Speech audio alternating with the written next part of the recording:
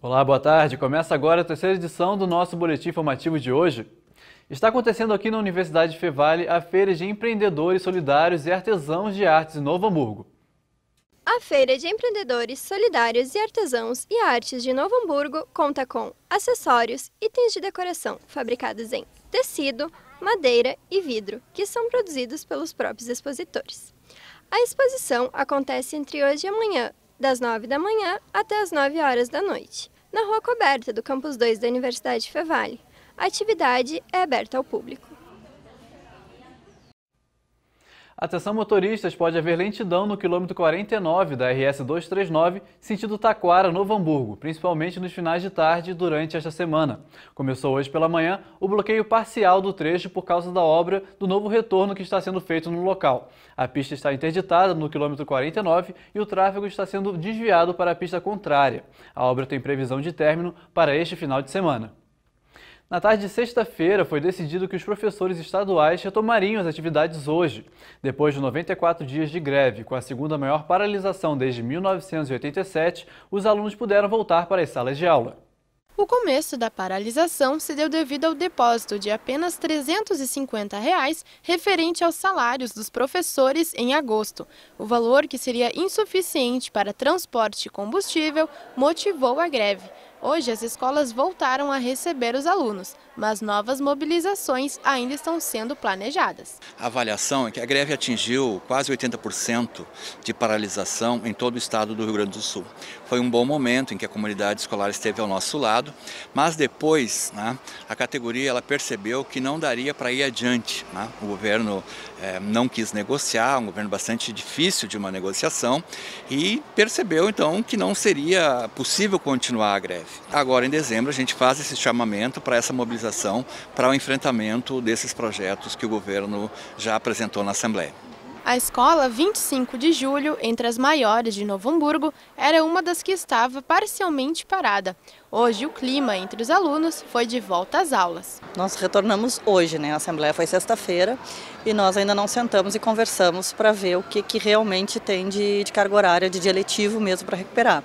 A previsão é que a gente entre em fevereiro ainda com recuperação de carga horária. Eu acho que o mais complicado agora é enfrentar o calor, enfrentar o verão, o período de festas, que nós vamos ter aula direto.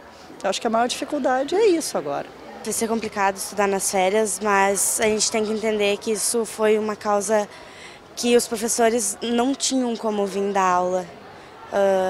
Imagina tu trabalhar, não receber e ter que pegar às vezes 2 ônibus por dia, trem, e não ter dinheiro para pagar isso. Sem dinheiro tu não sai de casa. E eles não recebendo, e eles não tinham como vir dar aula pra gente. Uma professora de educação infantil formada em pedagogia na Universidade Fevale recebeu o prêmio RBS de Educação, com um projeto de mediação de leitura que discute diversos assuntos com as crianças. Eu estou aqui agora com ela, Jéssica de Moraes, que vai comentar um pouquinho mais sobre esse prêmio. Tudo bom, Jéssica? Tudo bem. Bem-vinda aqui ao Boletim Informativo. Obrigada. Conta pra gente o que foi esse seu projeto. Bom, este projeto, então, ele é de mediação de leitura e a partir da mediação de leitura é discutido com as crianças de 13 e 4 anos de idade questões que envolvem as diversidades e as desigualdades acerca de temas como gênero, relações étnico-raciais, violência contra a mulher, e consumo com as crianças pequenas. Como começaram essas ideias para fazer esse projeto? Bom, esse projeto, ele começou em 2015, com uma turma minha de crianças de 3, 4 anos de idade, com 15 crianças. Eu fui motivada a implantar, a começar esse projeto em função de eu já estar atenta a essas questões pelos estudos que eu vinha fazendo, quando eu comecei na pesquisa aqui na Fevale, enfim. E até hoje, então, o meu mestrado é lá na URGS, na linha de pesquisa de educação, sexualidade e relações de gênero. Então, eu desenvolvi com a minha turma e teve um resultado muito positivo, principalmente com as famílias. Sim. Então eu fui convidada pela equipe diretiva da escola a desenvolver esse projeto com todas as crianças. Então desde 2016 eu desenvolvo esse projeto, entrando uma vez por semana, em cada turma, para discutir essas questões. E ela tem como aporte, no caso, as discussões como aporte à literatura, principalmente. Então, a partir de histórias que são contadas às crianças, são promovidas discussões sobre esses temas, e a partir disso são promovidas experiências para as crianças, experimentar relações de igualdade. Um exemplo que eu te trago, a gente discutiu por meio de imagens, por exemplo, que a gente não trabalha só com histórias, imagens de homens e mulheres limpando a casa, homens e mulheres cuidando de crianças, enfim, e discutiu com as crianças quem é que desempenhava essas funções na casa delas, né? Porque a questão do trabalho doméstico, quando a mulher é responsabilizada, só ela é a maior responsável por isso, também é um tipo de violência contra a mulher, porque ela também trabalha fora, ela tem uma tripla jornada de trabalho, né?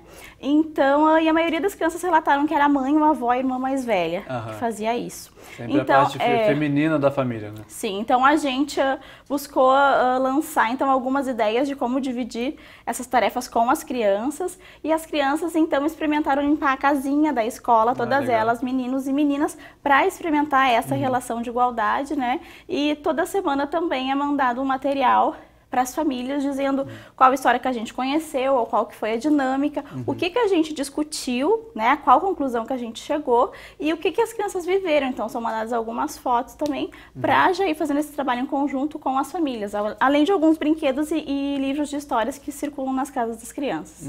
Qual seja, então, qual é o principal objetivo desse seu projeto, e também o que ele pode ajudar, de fato, futuramente na vida dessas crianças? Então, assim, como eu falei anteriormente, o objetivo principal dele é discutir com as crianças e com as famílias todas essas questões que envolvem as diversidades e as desigualdades, né, e os preconceitos também, tentando desconstruir, né, esses padrões desde cedo que estão aí na contemporaneidade. Né? Então, assim, a gente percebe um resultado muito positivo com as crianças e as suas famílias, né? E no momento que se tem esse resultado positivo com as crianças e as famílias, elas são multiplicadoras disso, né? E elas acabam alargando o olhar delas também, vendo outras possibilidades, e a gente então vai intervindo na realidade de uma comunidade.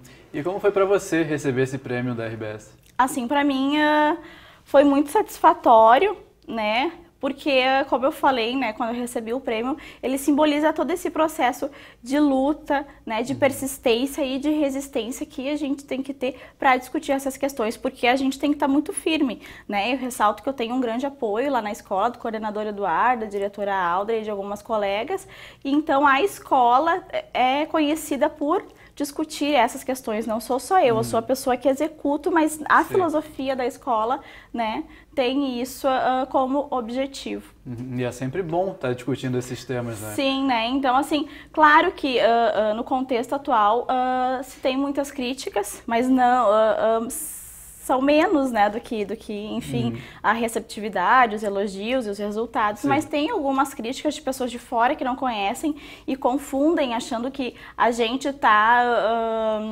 tentando impor uma ideologia na escola, mas não é nada disso, né? Então, é uma coisa equivocada que está circulando, né? Enfim, é um conceito que está sendo equivocado, mas não é uma ideologia. A gente não está querendo dizer o que é cada um, a gente só está querendo mostrar essa multiplicidade de jeitos de ser que tem, né? Para as crianças e as famílias conseguir respeitar o outro, né? E pra gente, então, formar cidadãos mais humanos, mais tolerantes, pra gente, quem sabe, um dia reduzir, né, preconceitos e violências que se tem por aí.